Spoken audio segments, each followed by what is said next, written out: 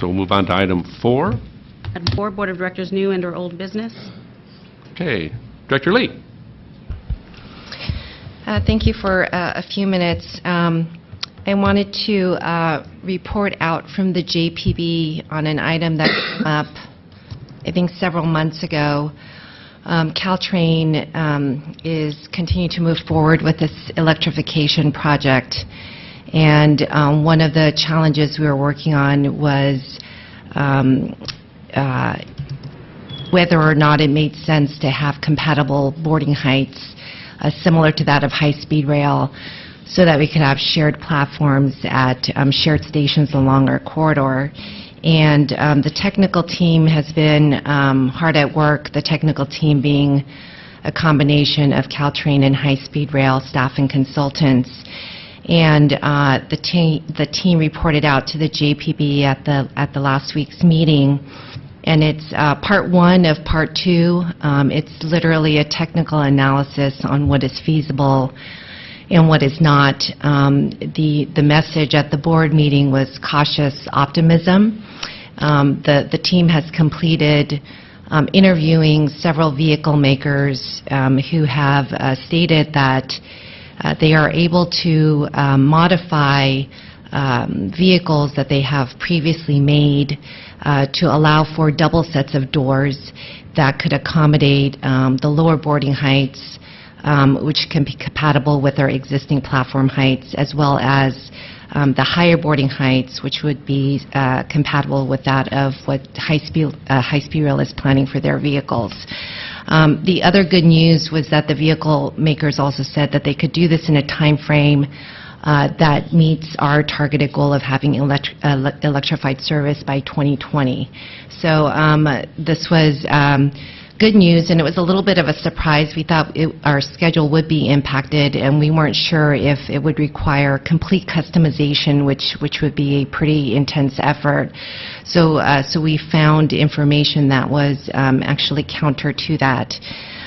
We will have a second information item at our next JPB board meeting, and that one will focus on, okay, if we were to operate these double sets of doors at different boarding heights, what are the operational assumptions and parameters that our Caltrain operators would need to deal with, and how would that work with our customers who would be interfacing with these vehicles?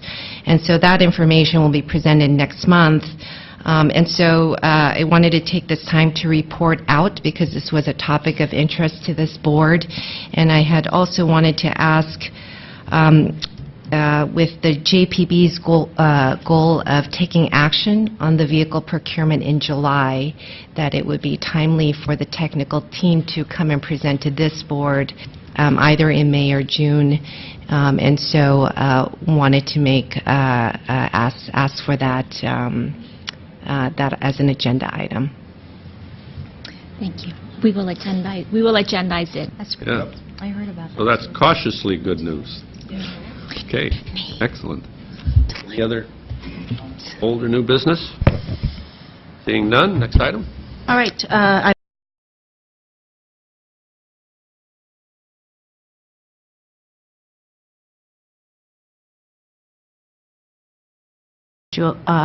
On matters that are not on today's calendar, and Roland LeBrun, followed by Kim Maxwell, would like to address you. Mr. LeBrun.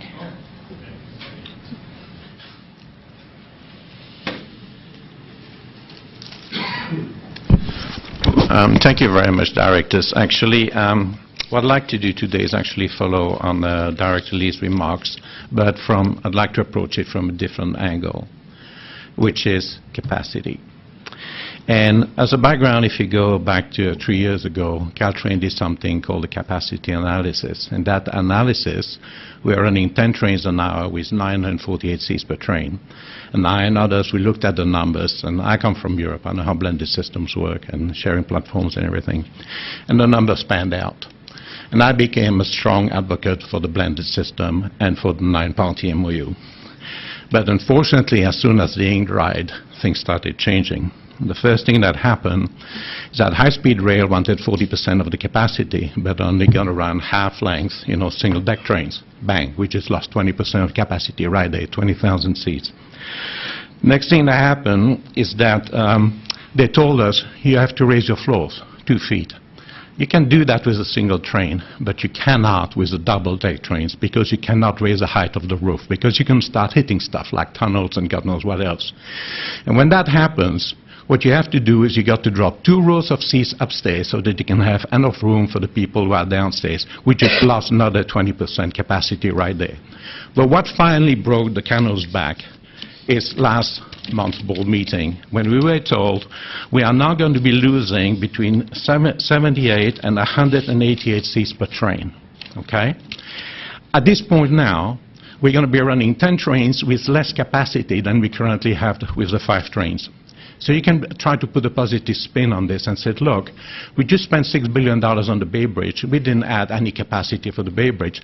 We are just going to reduce Caltrain capacity a little bit for only $2 billion. You just got yourself a $4 billion bargain. Okay? But you could be looking at this at a different angle and say at this point, okay, that's enough.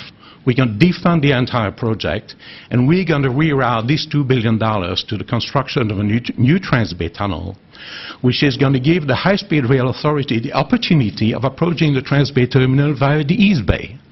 And I suggest you start blending with BART, Union Pacific, Capital Corridor, and ACE, and how that goes. Anyway, I'm just going to leave it at that for now. Thank you very much.